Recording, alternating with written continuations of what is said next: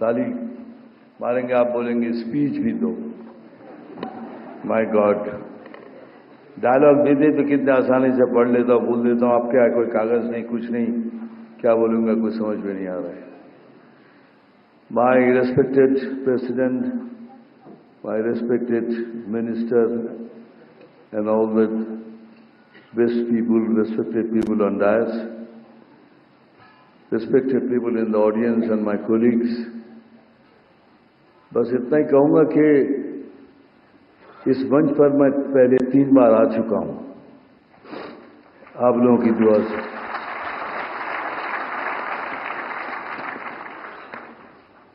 लेकिन सबसे पहली बार जब मिला था नेशनल अवार्ड, उसके इतने किस्से हैं, कुछ किस्से मैंने बताए, कुछ किस्से मैंने बताए नहीं। तो मैंने सोचा ये this will be the first time I will tell you that after getting the first national award what happened to me. Well, after getting the first national award तो नेचुरली लोगों के कहने लगे कि yo my god, you know you got national award. तो मेरा brain थोड़ा खराब होने लगा था, थोड़ा कि कुछ बहुत कुछ बड़ा कुछ कर दिया हूं। एनीवेज, उस समय फिर कहा गया बॉम्बे लैब था, तो वहां एक स्क्रीनिंग रखा गया कि जिसमें मेगा देखने के बाद अगर पसंद आए तो डिस्ट्रीब्यूट करेंगे। सो मैं भी पहुंच गया। आई थॉट के after seeing the film they may like me, they may take me. After seeing the film I can't take his name because he is no more. Because he is no more, I am saying this because before that he was alive. If I would have said, so you would have understood कि मेरे कोई बोल रहा है ये, तो इसीलिए आज तक बोला नहीं, पहली बार बोल रहा हूँ कि स्वर्ग लोग चले गए हैं। तो आफ्टर फिनिशिंग द फिल्म बाहर आए तो I was walking along with him and I asked him, sir picture कैसी लगी? बोलते बेटा पिक्चर अच्छी लगी, तुम भी कमाल के एक्टर हो, लेकिन तुम कपड़े पहन के कैसे लगोगे?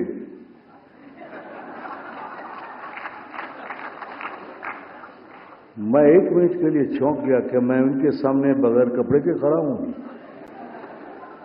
क्यों सवाल किया? बाद में याद आया, ओ मैंने जो रोल किया था वो एक आदिवासी का था जिसमें ऊपर मेरे कपड़े ही नहीं थे, तो इसीलिए सोच रहे थे कपड़े पहनने के बाद ये कैसा लगेगा, तभी इसको फिल्म में लूंगा। सेकेंड इंसिडेंट हुआ, ये नेशनल अवार्ड मिलने के बाद दिमाग तो खराब हो ही गया था। मैं अपने आप को एल पचिनो सोचने लगा। मैं सोचा था मैं कुछ कमाल कर दिया, तो मेरे सारे एटीट्यूड चेंज हो गए ना। मैं प्रोड्यूसर के ऑफिस में जाके आके ऐसे बैठता था, कभी कभी यूज करता था कि प्रोड्यूसर मुझे दिखता था क्यों कर रहा है ये सब, और उसको नहीं मालूम था कि मैं अल पचिनो की तरह एक्टिंग कर रहा हूं। तो फिर थोड़ी देर के बाद मैं पूछता था कि एक काम करना, वो फिल्म की स्टोरी मेरे घर में भेज देना। फिर एक तीसरा प्रोड्यूसर को लगा ये कुछ जबरदस्त, मारा एक लात मुझे, बोलने निकल यहां से। उस दिन से मेरा एल पचिनो से गाल पचिनो हो गया।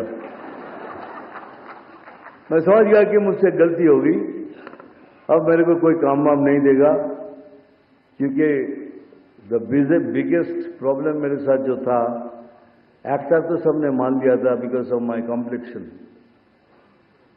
क्योंकि लोग बोलता था अगर ये फिल्म इंडस्ट्री में ये काला रंग नहीं चलेगा तो तुम क्या कर रहे हो इधर, तुम वापस जाओ।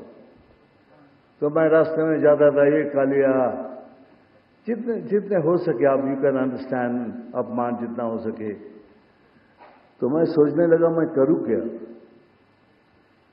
मैं भगवान से पूछता था कि भगवान कि मेरा ये रंग तू चेंज नहीं कर सकता, लेकिन नहीं चेंज कर सकता था भगवान। तो मैं सोचने लगा करूं क्या। तो मैंने सोचा तो मैं तो डांस कर सकता हूं, तो मैं डांस कर सकता हूं, तो मैं ऐसा डांस करूं मेरे पैरों से, ताकि लोग मेरे पैरों को देखे, मेरे स्किन को ना देखे, मेरे कलर को ना देखे।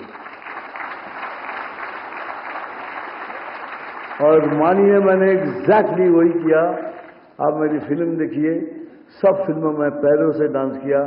पैर को थिरकने नहीं दिया, रुकने नहीं दिया कहीं भी। और लोग मेरे रंग को भूल गए और मैं बन गया सेक्सी डस्की बंगाली बाबू।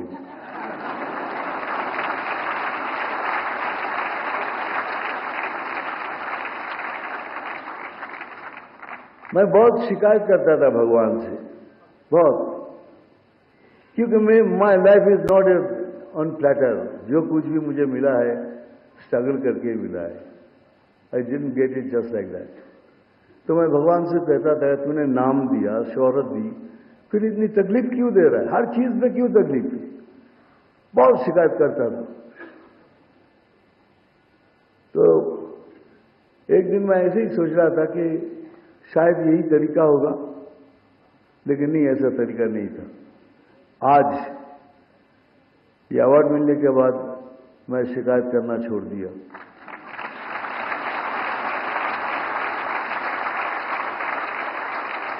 मैंने कहा thank you Bholenath, thank you बूढ़ो शिव, थैंक यू दानी बाबा, थैंक यू भद्रो लोग।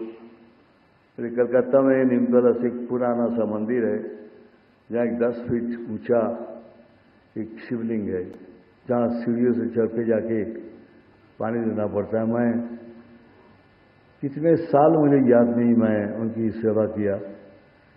तो उनको मैंने कहा थैंक यू, अब मैं शिकायत नहीं करूंगा, क्योंकि आपने मुझे सूद के साथ सब कुछ वापस कर दिया है।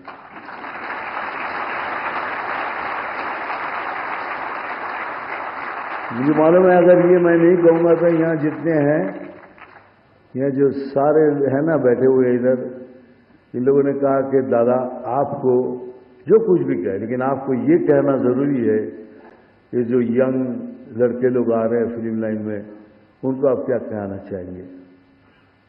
मैं इतना ही कहूंगा कि हमारे देश में बहुत से टैलेंट है, बहुत से टैलेंटेड लड़का लड़की, लेकिन पैसे नहीं है उनके पास, मेरी तरह।